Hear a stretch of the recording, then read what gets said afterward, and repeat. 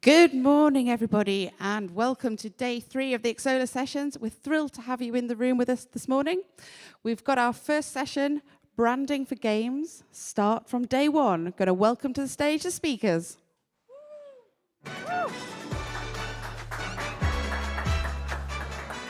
Well, thank you guys for joining us today. Those that are in the room, thank you for being here online on YouTube, and then we'll be sharing some of this content out there. But it's always good to bring Jen into the conversation, somebody who's been around the block over and over from a branding perspective. We're both branding people from a marketing perspective, but why is this kind of conversation happening as we go into it from the future? With constantly talking to people about games and how do you brand the game, when do you do that?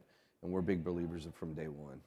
Yeah, I think many times, especially I spent a lot of my career in the mobile industry, and I always have to fight a little bit for this idea of what brand is and what's the ROI and what's the value of these things. And so I try to talk a lot about brandformance now. I try to bring both things together because those CFOs love that deterministic performance marketing, and everyone's like, but how do you measure that brand stuff? And so you can't have one without the other. And so I think that's the building blocks and the starting place. You can't get to performance marketing if you don't have a brand to start from. Right. And that's a great point. And conversations we used to avoid CFOs. Right away. It was not our friend, and we're going into it now. It's a relationship, and it's like, okay, we're inputting this, we're making this investment. What is the return on this? What's happening and how it's driving the needle and what's going on? And particularly games, what's the impact and growth strategies and acquisitions? Is UA costs seem to be going through the roof over and over as being one of our biggest challenges. But how do you get creative? How do you get nimble? And it comes back to the brand. Yeah, it's really interesting. We're at GDC, and part of GDC is just talking to people about what's going on. And a lot of what I'm hearing is exactly what you said. CPIs are going through the roof, and a lot of big name companies are actually going back to brand. It's pretty funny because, in a sense, all of the UA partners have, in a sense, tapped out. It's saturated. So where else do you go? You go back to some of the brand channels, to influencers, to creators, to Reddit, to TikTok, to these different channels. And so I think what you're going to see from a trend that I'm hearing at GDC is a bit more, again, brandformance, a diversification, not just performance marketing, but brand marketing. And the beginning of that starts with, okay, who are you? What's your voice? What's your personality? And then how do you create, in a sense, a modular toolkit of assets that allow you to then utilize all those assets across all of the different channels? Some of that is celebrity, some of that is just baking in a lot of a modular style guide that you can do either with AI or with artists, up to you on how you feel about that. But that's what I'm hearing, a little bit of the gossip at GDC. What are you hearing? Oh, I would completely agree. And it's like a lot of it not only is how do we do it, but where do we go and when? Where we're always going to say start from the very beginning, and is putting out a game. We sit on a lot of developer early conversations, and they're like, hey, just even a vertical slice. And it was like, where are we at? And they said, when do we do this? I'm like, start telling that story now. Start building that journey and what's going on so you have a game that has some longevity. You build something, you find something, and now you have some IP that is valuable to be able to put that out there. And then I know you've worked on some incredible IP. A couple cool games. Just a few. A couple cool games. So we're going to do story time. Yes. So in the game space, the story for brand that I like to tell a lot is Teamfight Tactics, or TFT. So I used to work at Riot. I started on League of Legends Growth. Built the mobile publishing at Riot Games, and then launched TFT on mobile, which was Riot's first ever mobile game launch. And I had to go into a PC-oriented company and help them understand exactly what we're talking about. Modular style guides, how do you use that to then create UA assets, ASO, web assets, so that the brand could really come together. And we were able to convince leadership in the team. We didn't even spend that much money, but we took the time to make a style guide. So everything that you see, from the logo from Pengu, who is the mascot of TFT, to the color palette, to the architecture of the brand, 6 years later is still used today. And so when you use brand correctly and you do it right from the start, the ROI and the value can be amortized over multiple years. We're at 6 for TFT, and they're still going. And so that, small, maybe we spent a couple $100,000. I don't even think it was that, to be honest with you. We did a lot of it internally. I mean, that's paid for itself over and over. And so that's the argument that I tend to use. And then I'll tell you some Star Wars and Power Ranger stories. But I'll let you go first, because you just rebranded We Xsolla. just did a rebrand. You speak of style guides, and we have a tool we use Frontify from a platform perspective, and everything lives in that ecosystem. And we build off of it. It came from an early impetus of where we're building for the future and what does that look like. We just hit 20 years from an anniversary perspective as a company, and very exciting, and it's all because of the community and the developers and the great people we get to work with. Now, how do you tell that story? We went from a magenta color, black and white, to now we call it spark blue, and putting that in the different tones and tonality, what's going on, different iconography, but it all lives in a style guide. Yeah. It all lives in a book. It's digital now. We used to produce books. Oh, yeah. Like physical, big, gnarly books and what's going on, and we would print them and bind them and like all kinds of stuff. Now, things evolve, and you have different platforms you need to go to, and it's like what we have here, and you see from a fixed digital asset. Now we're like, how do you do that on TikTok? How do you do that on LinkedIn? It's a very different conversation that you're going to have when you go to X, Facebook, Telegram, WhatsApp, WeChat, like different platforms around the world. You bend, you pull, you stretch what's going on, but you keep to the same ethos, the same mantra, the same messaging, the same look and feel to have consistency, and then you localize it in the right ways. I think that's one of the challenges we've seen. We have a lot of folks from LATAM here, some from Europe, in the Southeast Asia, and they're like, how do we localize? Yeah. How do we take that messaging that we have from a brand and localize it in that market? Because you could have multiple dialects, you could have multiple languages. You go to LATAM, and like, oh, everybody speaks Spanish. I'm like, no. I'm not sure what textbook you read that from, folks, but it's like different dialects of Spanish, Portuguese, different people communicate differently, and then the physicality of the game or the design components. How do you localize that in it? It's not the easiest thing in the world. Well, what's interesting too is the next generation of creators are actually looking for style guides and brand kits in a different way. So I work with this small company. So the #1 top grossing VR game, it's called Animal Company. And when I started working with them with the idea of expanding them to other platforms, I asked them for their style guide, and they sent me to a public Figma board. And I'm like, wait, your style guide is on a public Figma board? And they say yes. And anytime you go to this Figma board, there's like 300 people in the board grabbing assets. And so the old school brand person in me freaked out. I was like, trademark, right. legal. But, I had to, check myself and say, okay, the future of what brand is how do you have an established set of guidelines and frameworks that you put in the hands of creators to let them evangelize the brand. And so yes, there's some legal on there about, the lawyers got a little bit involved. But I think we all have to realize that, what is it that we can do to put the power of our brand in front of creators to have them go be your evangelists? Because that's the next generation. Right. So don't be scared. Be a little bit scared, but figure out how you can continue to evolve this with something interesting. And that we've worked with tons of creators around the world in helping that collaborate with game developers, and that's one of the challenges they always bring out. How do I have consistency? Sometimes they just let it go and then they just live with it. Well, you have to have some flexibility within your brand ethos, and talk about lawyers, talk about operators, talk about finance folks as well, to like understand that journey where you're going to have a little longevity, what's going into it. But through our partner network program that we've built and put that together, we enable that as a possibility to come to life, but really managing that experience. We've worked with a lot of, even on the B2B side of the business as well as creators, and like, here's the story we want to tell it, and give them a little bit of freedom to go do it, pull their own data, pull their insights, pull their own video content with a little bit of freedom, but keeping it to that ethos. It gets to be fun and challenging at the same time. Well, you mentioned partners, and so for story time for me, when I used to make toys. My very first job was making Star Wars action figures, so it was jealous. It was my dream job. It was my very first job, and part of what I got to work on was episode 1. Yes, for many of you, you grew up with that, and I worked on that. But as we were developing the packaging for that, as Kenner, we were the primary licensor, so we got to make the brand. And then we got to make the execution of the brand for all of the other partners. So back then there was a company, there's Lego and there was Galoob, which was these little smaller ones. And so we recognized as we were creating the brand, Darth Maul was like badass. So we got red and Darth Maul on our packaging and our branding that we did because hot colors attract your eye at shelf. So next time you're at the store and you're walking along, if you see red, orange, yellow, it draws your eye better than blue, more recessive colors do. And so for the purpose of toys on a shelf, that's what we did.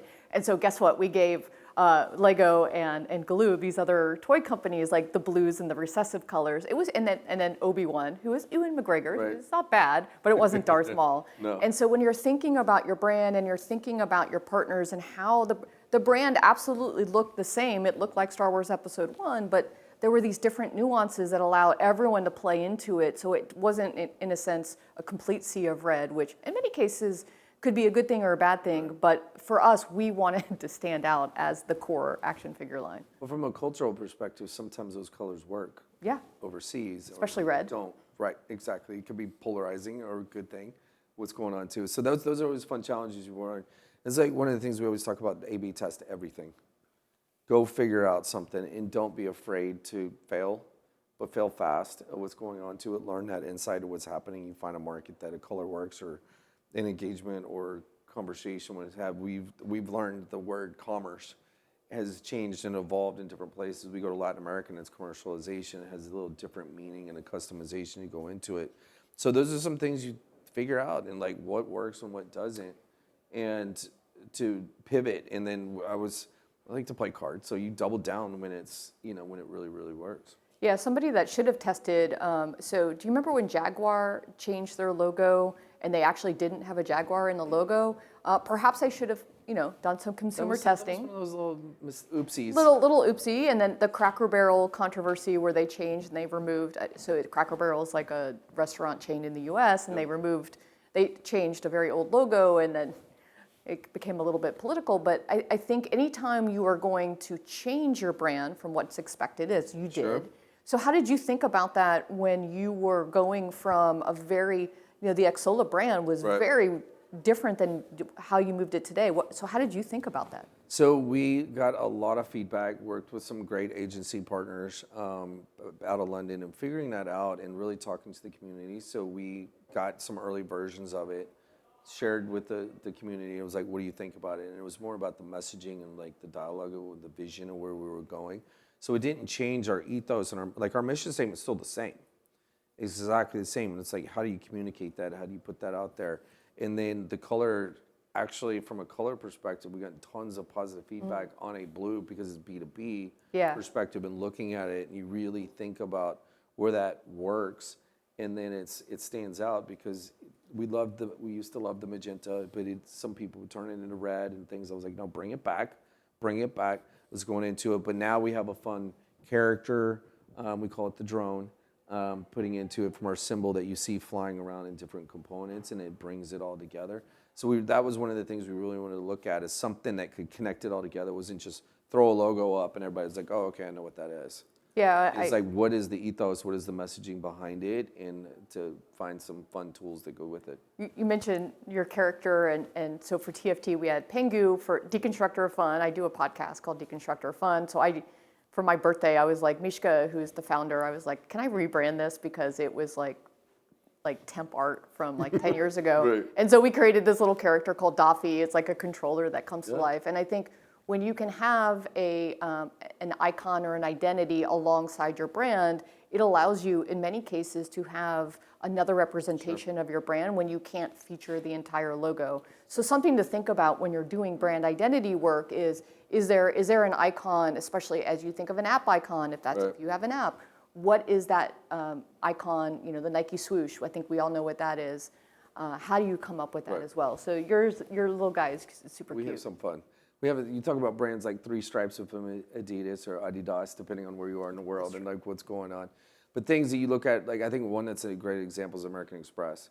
So it's American Express, big company, what's going on and all the services they offer, financial services, and as a bank going into it. Then the consumer thing is Amex. Yeah. And you look at the app and they change it. I was like, oh, that's kind of cool. And then you think about it, like what's going on. But that was a lot of positioning and stuff that they tried to figure out and put that together. That makes sense in our world from a payments perspective, that there's different touch points you can go into and based on the markets and the audiences that you're trying to serve, and to be able to have that customized thing. Yeah, sometimes you even have sub-brands. So my Power Ranger story is, so I made Power Ranger toys for many, many years. I got to go to Japan, and it was like me and 20 Japanese guys singing karaoke Power Ranger songs. It was like super, super fun. It was one of the best. I actually still have a pink Power Ranger helmet. So if we ever do a Zoom call, you'll see it in the background. But one of the things about Power Rangers is they change the theme every single year. And so you have to have a consistent logo, but you have to have a sub-brand. And actually, we did this on TFT because every season changes. And so the other thing when you're doing branding, you really have to think about how does your brand evolve over time? What's the logo lockup and the hierarchy? And how do you switch that out while people still know it's you and your brand, but you're communicating something new and different? And so in Fortnite or in Apex, as the seasons change, Overwatch just actually dropped the 2, and now they're having different like year-long thematics. So there's a lot of things to think about in branding as you think about your parent brand, the hierarchy of your different logos. How do you communicate change over time? And it's really important as you do that. For you, it might be a little bit different as you have different events for B2B, but from a game perspective, that ongoing freshness can be super important. Well, you see people like the Call of Duties, the different versions, the Final Fantasies, and they've gone the number route, and what's going on, and the different versions that come about, season passes with Fortnite, the different skins that goes into it. It's keeping to that ethos of what they have and what works. And they've probably somewhere in there's a brand person who's like, hey, we might have messed this one up a little bit, and they figured it out, but they course corrected quickly. We actually had a huge conversation.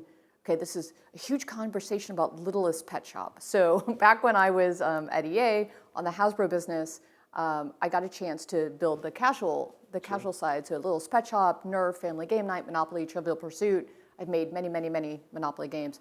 And so one of the things we talked about is coming from EA, which was all about years. So FC. Well, back then it was FIFA, so I can still say that. But Madden 26, like whatever the year was, would be the way that EA thought about communicating freshness. And so, but for a kids brand, we didn't want to put a date on it because every 5 years, there's a whole new set of 5-year-olds that come into the world. And if they're still around, you don't want to communicate, oh, this is like Littlest Pet Shop 2007.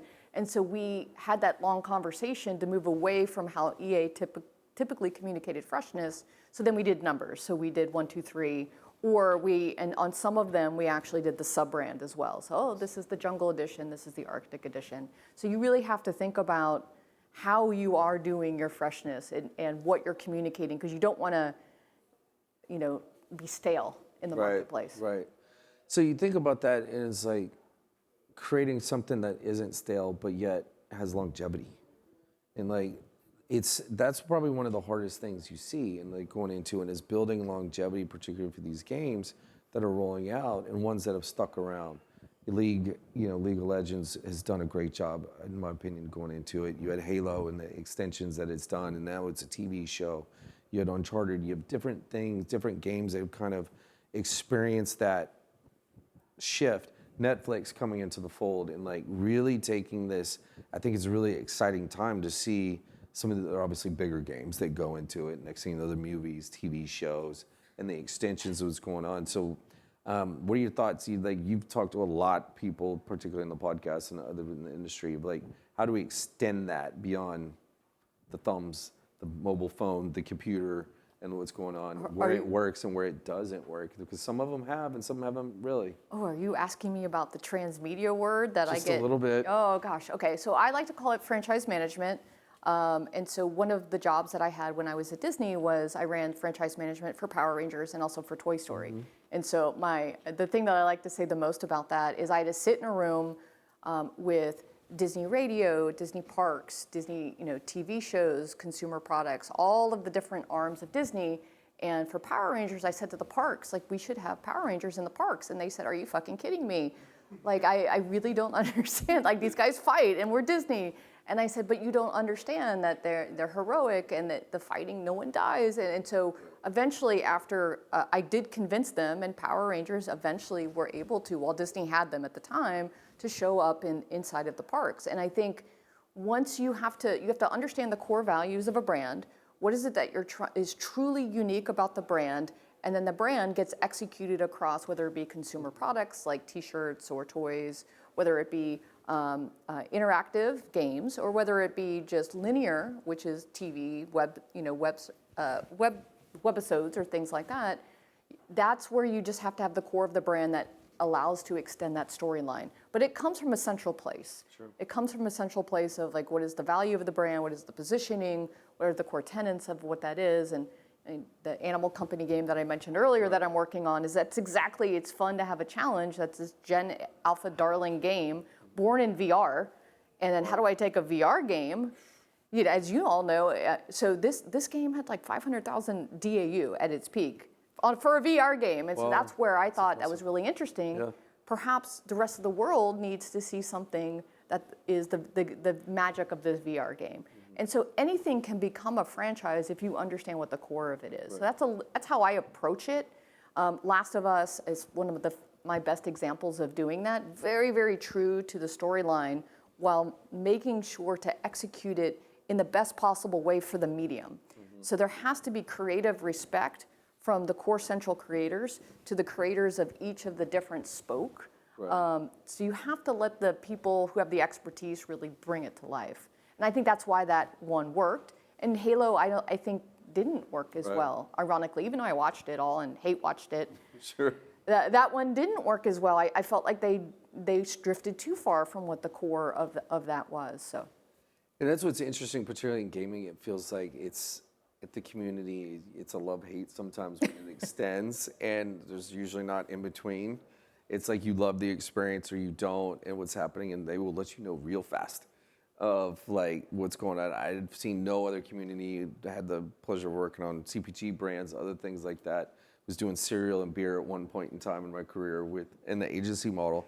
But looking at it as like what's going on, they let you know immediately. Yeah. And what's going on. And other industries are like, oh, you vote with your wallet and market baskets and all that stuff. But this is real live feedback on what's going on. Social media, everybody has a voice. They're putting it in there. So that's one thing that we've seen is like from the socials perspective, it's like really owning that narrative, really engaging with the community, what's going on, start early and often and putting content out there. And then managing that and being forthright, engaging with folks. People are like, oh, like, don't be afraid of a subreddit.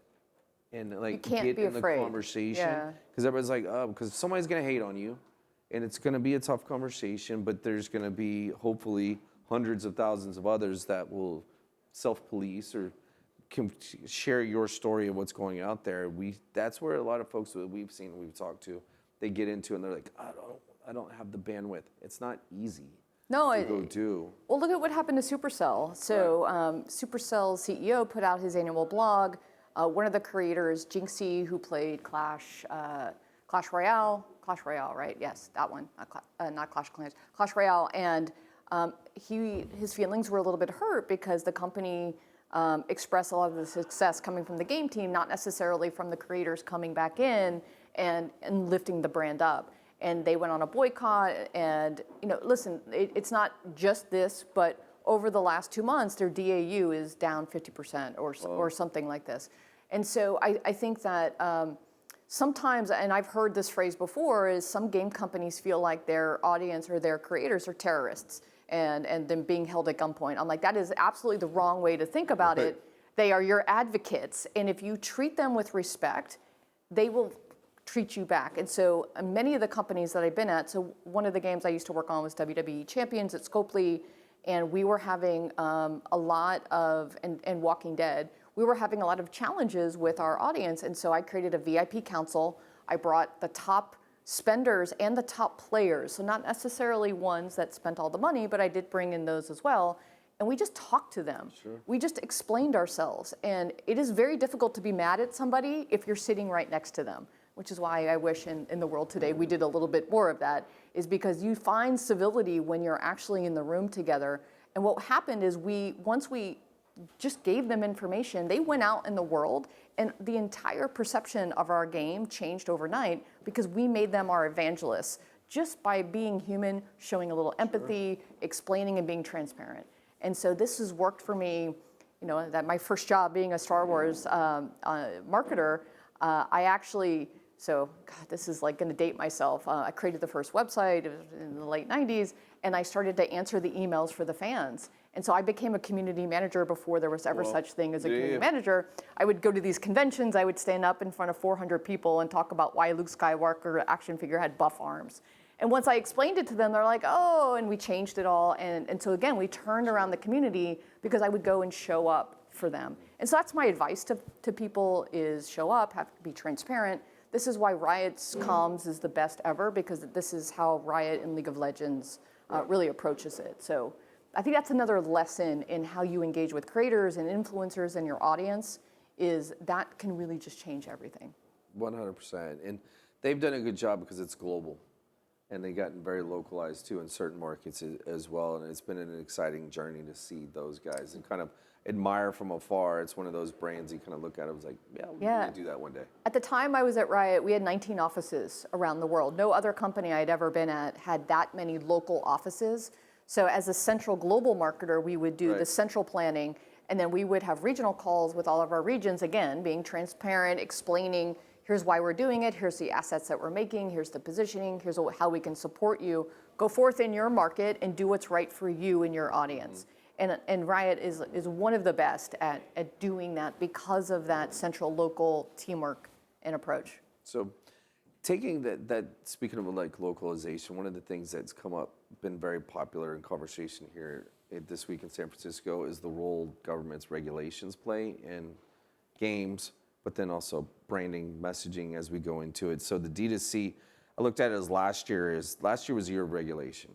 9th District Court, DMA, Japan, Brazil, everywhere in between, particularly on the mobile space, on the mobile side of the business, and like what is possible, what's being opened up. And then I would always wake up in the morning and you look at your phone with like one eye open going, oh Lord, what now? Like what has changed, whether it was the platform making a change or the government making a change. Oh, today's the date. Nope, that's pushing 2 weeks. Things that are going on. So from a messaging and a branding perspective, you have to be on it. And there's many days we wake up, we're writing a blog today, let's go, and put it together because there's a new ruling or there's new, like, what the heck does this mean? Is it straight beneficial to the developer? Is it a tiered structure? What does it look like going into it? So that's been a challenge. That's been fun to figure out. And I say that fun loosely in quotes. Going into it, there's many of like, all right, grab the coffee, boys and girls. We're gonna have some fun to go figure this out. But to be on top of that game and like, what does that mean? I think the takeaway from all of it is developers in the past have been very just dependent on the platforms. And it's not a platform or thing, it's a platform and conversation. And it's how do you own that experience and really engage, whether it's a web shop, a game store, online, if you're a PC game, to really build that ethos, build that ecosystem, it comes back to building the brand from day one, owning that experience so that you can own the all the way through the checkout. Own it from A to Z, because people will vote with their digital wallets, they'll vote with their wallets from a credit card perspective of what's going on, from a monetization in our world perspective, but then looking at the developers like promotions, opportunities, bundle packs to be able to do and learn from that. We've got developer partners that do multiple offers a week.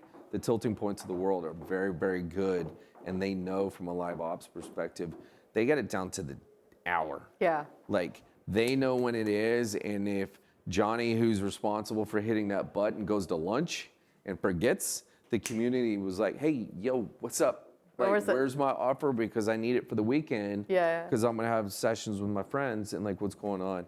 It's being on top of that in that conversation. I think it's gonna be interesting in 2026, 2027, as people really look at, and game studios really looking at their brand and how they own it and kind of take it back. Yeah, I think what's interesting and how I always approach things is I call it player first or consumer first. In gaming, obviously, it's player first. And so as long as you have that mantra of what is good for the player, that also hopefully is good for us in our business. But if it doesn't start there, then it's very difficult to follow all the way through. So what's good for the player, and what you're saying is, how do I give them these touch points along the way, and then who are the partners that can help me execute that? And then as the game developer, how do I find the right partners that allow me to deliver that player experience? And what's great about what you all do is you help do that. You help make that frictionless, you help make that easier. And then you also mentioned about all of the, the communication challenges. Right. How do you stay on top of it? A couple of weeks ago, Google released something called Genie 3, which is this world model. And it was interesting to watch all of the, Tim Sweeney and Matt Bromberg from Unity and Epic come out, because this was really challenging to game engines. Sure. And so like the next moment, you can imagine there were blog posts, there were LinkedIn posts up. Like, we live in a world where you have to communicate very, very quickly. You can't leave a gap in the communication. Look at HighGuard. One of the reasons why HighGuard, a game that recently just announced it's closing after 45 days, they announced that the game was coming at the Game Awards, and then they went dark. And in that dark, people are going to feel the void with things that you might not want them to fill the void with. And so in today's world, you have to be ready from a marketing and comms perspective to always be there filling in with your story, even if you don't know. So the thing that I learned at Riot is, even if you don't know what the answer is, tell people you're working on it, and you will have an update by tomorrow at 5 o'clock. If you still don't know tomorrow at 5 o'clock, that's okay. You come out and say, hey, this is the progress we made. We're still working on it. Our next update will be here. It's just about setting expectations with your audience. And I think we forget a lot about that, just to treat again, like empathy, respect, and like setting expectations. And that brand promise as we go into it. Sure, like, live up to your word. Like, we have a lot of meetings here going into it. Say what you're going to, whatever you say you're going to do, go do it. Yeah. And be upfront and honest, because if you don't, when we've seen it, with many, many games and many different brands around the world, if you go dark to that point, somebody else will own your narrative. Yeah. And will help drive your narrative, whether you like it or not. And you have to be active and participant in those conversations and live up to that expectation. Well, just to go back to the Supercell Yeah. thing that I talked about, that to their credit, as soon as Jinxie, the creator, came out and complained, Ilka, the CEO, came back out and he did Crisis Management 101. He acknowledged the issue right away. Sure. He himself said, apologized and said this is, and then he came out, well, the number 3 was a little bit lax of like, here's what we're going to do to fix it. That was a little bit on the lighter side, but to his credit, he came out and apologized. Right. And in many cases in the world right now, we're not seeing some of that. We're seeing a little bit of like deny and obfuscate. Right. But in this case, I think that's Crisis Management 101, is he did the right thing. So I think that's, again, ways to learn from how you can, come back and treat your audience with that respect. 100%. And then you win at the end of the day. And people are like, wow, okay, there's some integrity. There's, what's going in from the leadership, because they're not just sitting in their boardrooms and things like that. They're in this world, everybody's active. Yeah, it's very difficult to continue yelling at someone if they just apologize to you. Right. Exactly. And that's just in life, too, in general. Particularly with things going on in the world, it's, there's something always changing, things happening in the Middle East, what's going on in the world, the different challenges, people are in different perspectives. And I think that's one of the beauties of coming to these events, is we can sit down and have a conversation. Do it in person. It's not on a Zoom call. It's not on a Google Meet, whatever platform, but really get into it and like, hey, let's talk about something. Let's have a dialogue. You might have a disagreement, or you're from one place that makes it very difficult right now. We have friends that have challenged and flew here and made it here out of the Middle East, and they're now evangelizing on what's going on, and what there's an amazing opportunity in that geo, but it's also a brand play that needs to be addressed. It's a conversation. Yeah. So Super tough. We're gonna keep evolving. We're gonna keep pushing and doing different things, and I think that's one of the beauties of our community as a whole, that we've all worked in different aspects in different places, and it's not, screw your neighbor over. It's, you see developers and technically you're competitors in some perspectives, depending on, like, the CFO might look at it that way. I'd like to say frenemies. Yeah, but like, if you can get together and like all boats gonna rise together, we're big believer on the more games, the better. What's going out, more good games that's going into it, and good games are great games, and putting it into it, people will tell you, you'll figure that out really, really fast and be able to own that narrative as we come back to it. And so, but we're looking forward to the last, we got 3 more days. It feels like I This is can't believe awesome. we're only at Wednesday here in San Francisco and putting it together, but appreciate you coming and joining us. We're gonna stick around here. We're gonna share this content online, so hit us up. If you have any questions at all, we're always about helping people, listening, conversation, doesn't matter where you're from, what games you're working on. We're excited about 2026. I think Yeah. it's gonna be a great year going into it. What you guys do on the pod, keep going. Yeah, so Keep telling the Deconstructor of truth. Fun, if you want to subscribe to our podcast YouTube channel or go online for a free newsletter. I also do a marketing consultancy called Jade Inferno, and then I work with a consumer insights company called Beta Hat, and that allows us to do great market research across all of the different game companies. And so I'm privileged to, in a sense, have a trifecta of things that I work with and great partners like you that I get a chance to learn from all the time. So thanks for having me. Of And course. is there a story I missed, guys? Any other? I got the Power Ranger story in this time. I do wear the helmet for Halloween every year. At some point, we're gonna have to have her promise. do it in a presentation with Yes. the helmet on, and what's going in the pink Power Ranger. Yeah, I know. I wanted the red Power. Actually, I wanted the Tommy was like the best Power Ranger from the first season. Anyway. But it's enjoy the rest of the show. Thank you. For everybody, what's going on. Lots of conversations as you keep going and building into it. Let's just keep building amazing games, telling amazing stories, and keep having some fun. Awesome. All right. Thanks, guys. Thank you. Is that good?